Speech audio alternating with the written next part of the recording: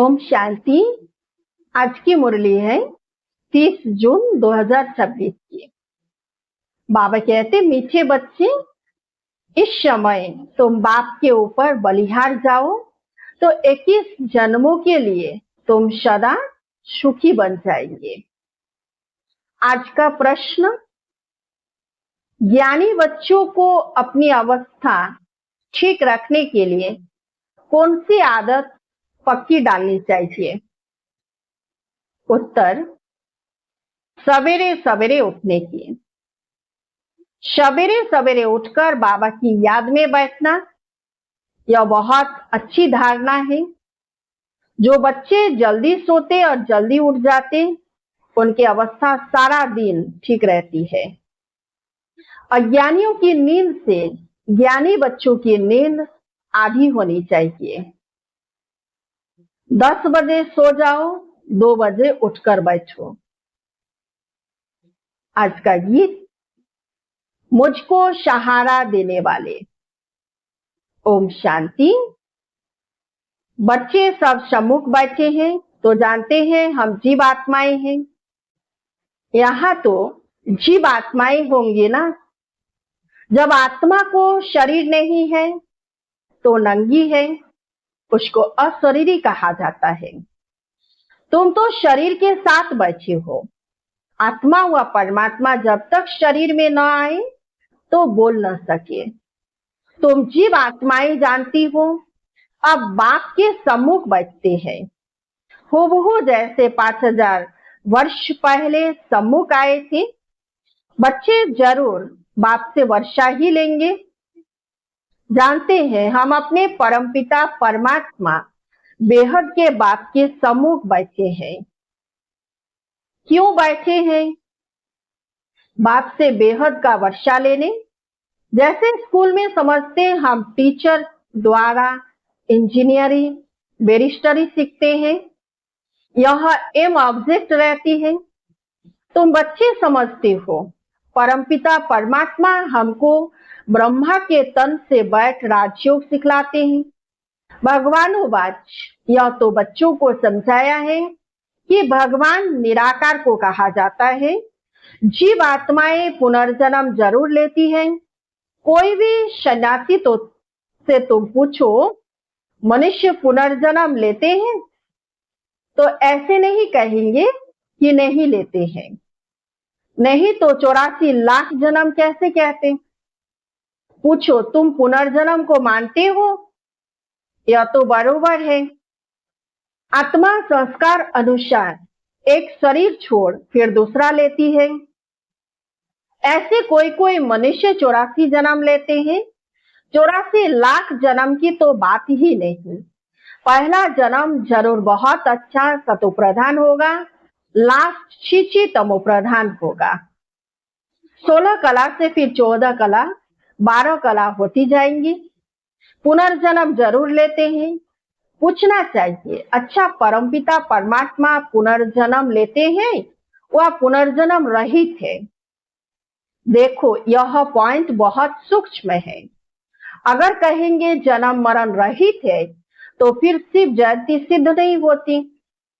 कहेंगे शिव जयंती तो मनाई जाती है, समझाया जाता है, हाँ शिव जयंती है, परंतु जन्म के साथ फिर मरना जिसे कहा जाता है वह नहीं है।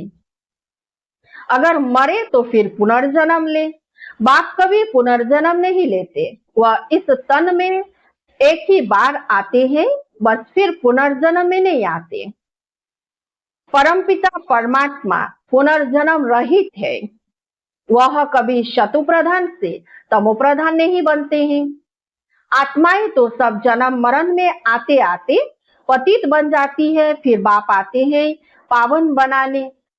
इससे सिद्ध होता है कि आत्मा ही पतित होती है। आत्मा घर से पावन आती है, फिर माया पतित बना देती है। बाप तो कभी पतित नहीं बनाएंगे। बाप कभी भी बच्चों को गंदी मत नहीं दे सकते। इस समय के मनुष्य पतित मत ही देते हैं। अब पावन बाप कहते हैं कि पतित नहीं बनो, अर्थात विकार में नहीं जाओ। रावण की मौत से दुखधाम बन गया। पहले सुखधाम था, ऐसे नहीं बाप ही सुख दुख देते हैं। नहीं, बाप कभी बच्चों को दुख की मत दे सकते? माया ही दुख देती है। उस माया पर जीत पाने से तुम जगत जीत बनते हो। मनुष्य माया का अर्थ नहीं समझते, वह धन को माया कह देते हैं। कहते हैं ना, इनको माया का नशा बहुत है, परंतु माया का नशा होता नहीं। वहां रावण का बुत बनाकर जलाते नहीं। बुत तो दुश्मन का बनाया जाता है। रावण राज्य शुरू होता है आधा कल्प से। देह अहंकार आने से फिर और विकार आ जाते हैं।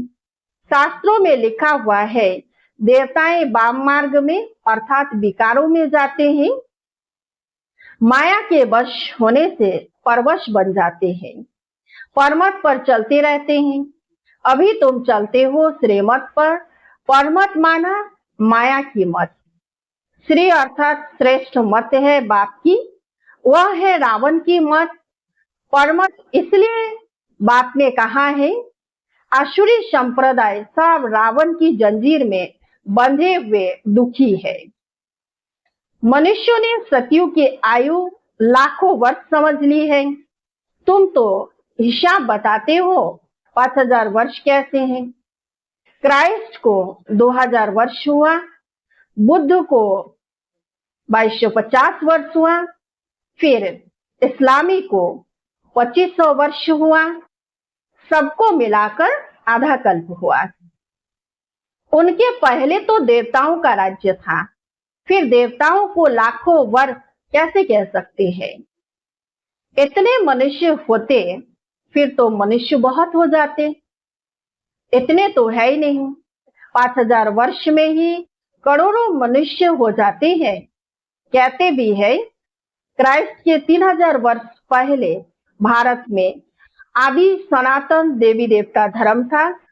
5000 वर्ष पूरे हो जाते हैं। नाटक पूरा तो होता है ना। इन बातों को कोई जानते नहीं। मैं जो हूँ, जैसा हूँ, यह चक्र फिरता है, कोई जान न सके। बाप ही समझाते हैं।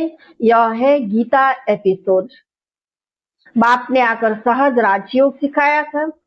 बाबा बूढ़ियों को भी समझाते हैं कि यह बहुत सहज बात है। सिर्फ बाप और वर्षे को याद करना है। बच्चा पैदा हुआ, गोया वारिश पैदा हुआ। तुम समझते हो हम बाबा के वारिश हैं। 5000 वर्ष बाद फिर से मिलने आए हैं। यह बड़ी गुप्त बातें हैं। बाबा पूछते हैं, आगे कभी मिले हो? कहते हाँ बाबा। आत्मा इस मुख द्वारा कहती है, हम 5000 वर्ष पहले आपसे मिले थे। आप इस तन द्वारा शिक्षा देने आए थे। जो पक्के पक्के बच्चे हैं समझते हैं हम बाबा से बेहद का वर्षा लेने बैठे हैं। हम बेहद के बाप के बने हैं ब्रह्मा द्वारा। बाप कहते हैं, मुझे पहचानते हो? मैं तुम्हारा बाप हूं। तुम कहेंगे हाँ बाबा, हम आत्माओं के आप परमपिता परमात्मा बाप हो। बाप भी कहते हैं, तुमको हमने स्वर्ग में भेजा था, वर्षा दिया था, फिर माया ने छीन लिया, फिर अब मैं देता हूं। माया वर्षा छीनती है और बाप दिलाते हैं। यह अनेक बार खेल हो चुका है, होता रहेगा, अंत नहीं है। बाप के बनते हैं, फिर कोई सगे कोई लगे, कोई सोतेले कोई मातेले बनते हैं। कच्चे पक्के तो है ना। पक्कों को भी कभी माया एकदम जीत लेती है। बच्चे कहते हैं, बाबा हम जब तक जिएंगे आपसे वर्षा लेते रहेंगे। बेकर्मों का बोझा सिर पर बहुत है। तो जितना तुम याद में रहेंगे, उस योग अग्नि से तुम पाप आत्मा से पुण्य आत्मा बनते जाएंगे। आग चीज को पवित्र करती है, तुम्हारी है योग अग्नि। यह बेहद का यज्ञ है। बेहद के सेठ ने बेहद का यज्ञ रचा है। इतने वर्ष कोई भी यज्ञ चलता नहीं है। 7-8 रोज व 1 मास के लिए यज्ञ रचते हैं। तुम्हारा यह यज्ञ तो कितने वर्षों से चल रहा है। बात तो सुनाते रहते हैं, कहते हैं भूल मत जाना, सिर्फ मुझे याद करो तो तुम्हारे जन्म जन्मांतर के विकर्मों का बोझा कटता जाएगा। भगवान उवाच, मुझ अपने बाप को याद करो, जरूर आया हुआ है तब तो कहते हैं ना। बाप कहते हैं अब तुमको वापिस जाना है, तुम्हारी आत्मा इस समय बहुत पतित है। अब तुम जानते हो योग से हम पावन बनते जाएंगे। तुम्हारी तो प्रतिज्ञा है कि आप जब आएंगे तो और संग तोड़ तुम संग जोड़ेंगे। तुम पर वारी जाएंगे, स्त्री पुरुष पर और पुरुष स्त्री पर बलिहार होते हैं। तो यहाँ है बाप पर बलिहार जाना। शादी में एक दूसरे पर बलिहार जाते हैं ना। अब बाप कहते हैं तुमको कोई मनुष्य पर बलिहार नहीं जाना है, तुम्हारी प्रतिज्ञा है आप पर बलिहार जाऊंगी। आप हमारे पर बलिहार जाओ तो 21 जन्म तुमको सदा सुखी बनाऊंगा। कितना भारी वर्षा है, श्रीमत से तुम श्रेष्ठ बनेंगे, यह भूलो मत। लक्ष्मी नारायण का चित्र भी घर में रख दो। हम बाप से यह वर्षा ले रहे हैं। बाप परमधाम से आए हुए हैं, परंतु माया चिल भी कम नहीं है। सबकी बात नहीं है, परंतु नंबरवार है।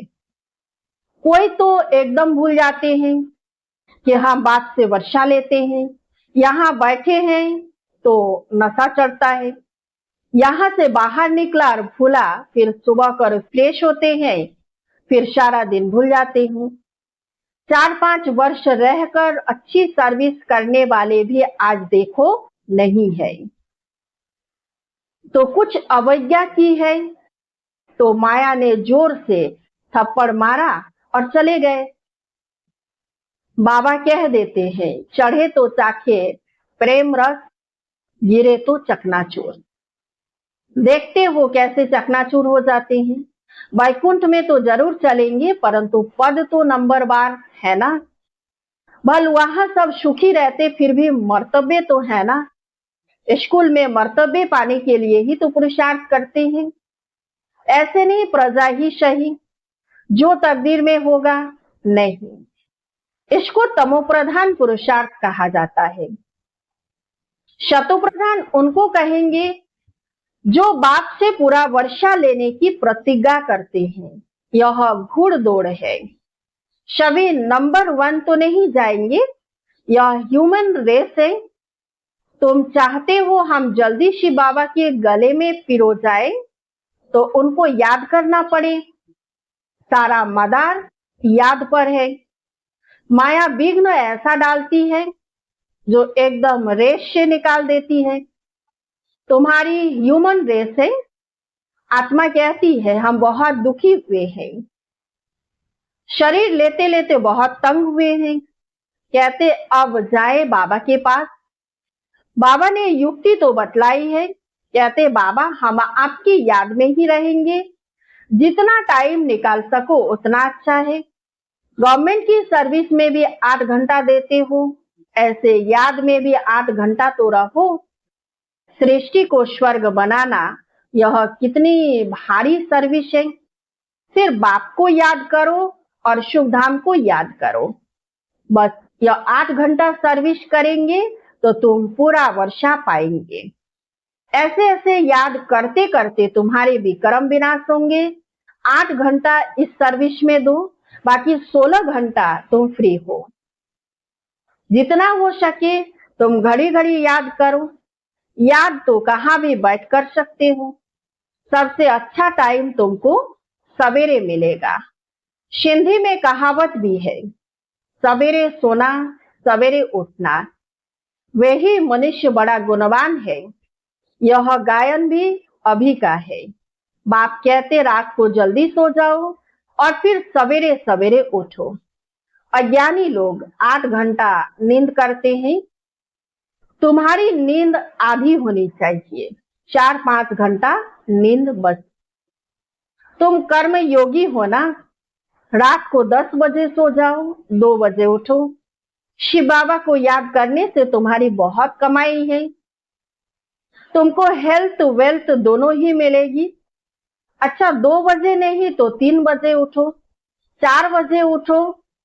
फर्स्ट क्लास समय वह है, शांति रहती है, सब अशरीरी बन जाते हैं। उस समय सन्नाटा बहुत होता है। अमृत वेले की याद अच्छा असर करती है। बाबा बहुत करके रात को जागते रहते हैं। सूक्ष्म सर्विस में थकावट नहीं होती, कमाई से तो खुशी होगी। तुम बच्चे सवेरे उठ अपनी अविनाशी कमाई करते रहो। अच्छा, मीठे मीठे सिकिलधे बच्चों प्रति माता पिता बाप दादा का याद प्यार और गुड मॉर्निंग। रूहानी बाप की रूहानी बच्चों को नमस्ते। हम रूहानी बच्चों की रूहानी बाप दादा को याद प्यार और गुड मॉर्निंग। नमस्ते नमस्ते नमस्ते। धारणा के लिए मुख्य सार 1 नंबर है, 21 जन्म सदा सुखी बनने के लिए एक बात पर पूरा पूरा बलिहार जाना है, श्रीमत से श्रेष्ठ बनना है, मनमत व परमत को त्याग देना है, कोई अवज्ञा नहीं करना है। 2 नंबर, सवेरे सवेरे उठकर याद में बैठ कमाई करनी है, सृष्टि को स्वर्ग बनाने की सर्विस कम से कम 8 घंटा जरूर करनी है। आज का वरदान, समय और संकल्प सहित अपने सर्व खजानों को विल करने वाले मोह जीत भव। अब सुनते विस्तार से। जैसे बच्चे को सब कुछ विल किया जाता है, ऐसे आप लोग भी बाप को अपना वारिश बनाकर सब कुछ विल कर दो तो विल पावर आ जाएगी। इस विल पावर से मोह स्वतः नष्ट हो जाएगा। जैसे साकार बाप ने पूरा ही अपने को विल किया, वैसे आप लोगों की जो स्मृति है, समय और संकल्पों का खजाना है, उसे विल करो अर्थात श्रीमत प्रमाण सेवा में लगाओ तो मोह जीत बंधन मुक्त बन जाएंगे। आज का स्लोगन है, 1-2 का स्नेही बनने के लिए सरलता और सहनशीलता का गुण धारण करो। 1-2 का स्नेही बनने के लिए सरलता और सहनशीलता का गुण धारण करो। अव्यक्त इशारे, सदा हर्षित रहने के लिए अपने नेचर को सरल बनाओ, सहनशील बनो। बाप दादा का वरदान है, सदा खुश रहो, खुशी का खजाना बांटो, खुशी की लहर सर्व में फैलाओ। आपके चेहरे पर सदा खुशी की मुस्कुराहट चमकती रहे, ऐसे हर्षित मुख चेहरा हो। इसके लिए बोल में मधुरता, संतुष्टता, सरलता की नवीनता अवश्य हो। ब्राह्मण आत्माओं के बोल साधारण बोल न हो, हर कर्म में ऐसी नवीनता हो जो हर एक उससे प्राप्ति का अनुभव करे। अच्छा, ओम शांति।